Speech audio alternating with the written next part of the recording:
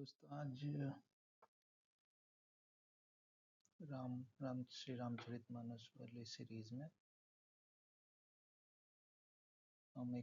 मुझे पढ़ रहा था तो एक बहुत अच्छी चौपाई मिली है जिसमें गोस्वामी तुलसीदास जी जो रामचरितमानस के रचयिता हैं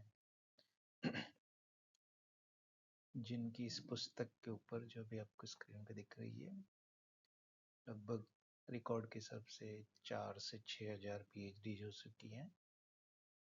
वो जब रामचरितमानस लिखना शुरू करते हैं तो विभिन्न प्रकार की वो सभी से प्रार्थनाएं करते हैं जिसमें देव दानव नर किन्नर जीव जंतु सब कुछ आ जाते हैं। और उसमें से एक ये चौपाई मुझे बहुत अच्छी लगी। वो कितने हम्बल है और वो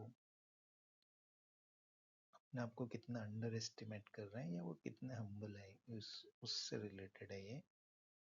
कबित विवेक एक नहीं मोरे, सत्य कहूं लिखी कागद कोरे। इसका मतलब सिंपल अगर ट्रांसलेट करें तो ऐसा है कि मुझ में कवि के एक भी गुण नहीं है या उनके जैसा बिल्कुल भी विवेक नहीं है। जो टिपिकल कवि होते हैं या लेखक होते हैं उनमें जो एक विवेक होता है या बुद्धि होती है वो कह रहे हैं वो मेरे में बिल्कुल भी नहीं है।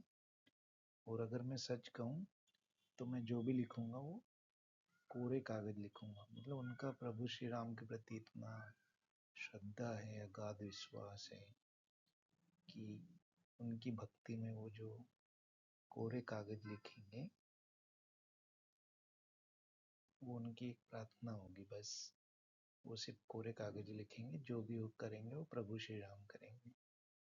उनका इसमें कोई तो अगर हम वो ध्यान से सोचे समझे तो ईश्वर के प्रति।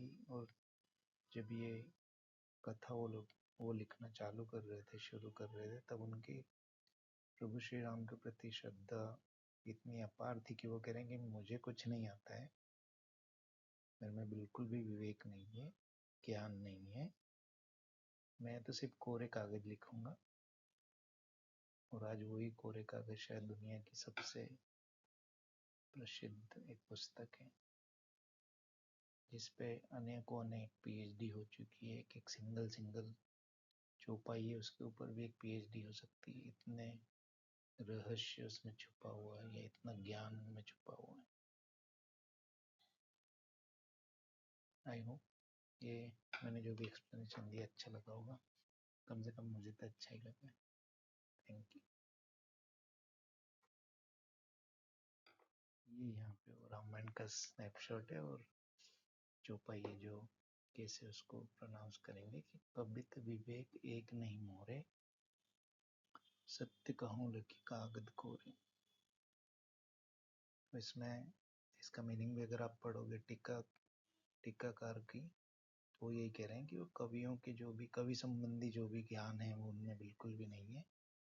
वो तो सिर्फ अपने कुछ लिखेंगे कोरे कागज प्रभु श्री राम के प्रति और बस वो लिखना शुरू कर देते हैं। धन्यवाद।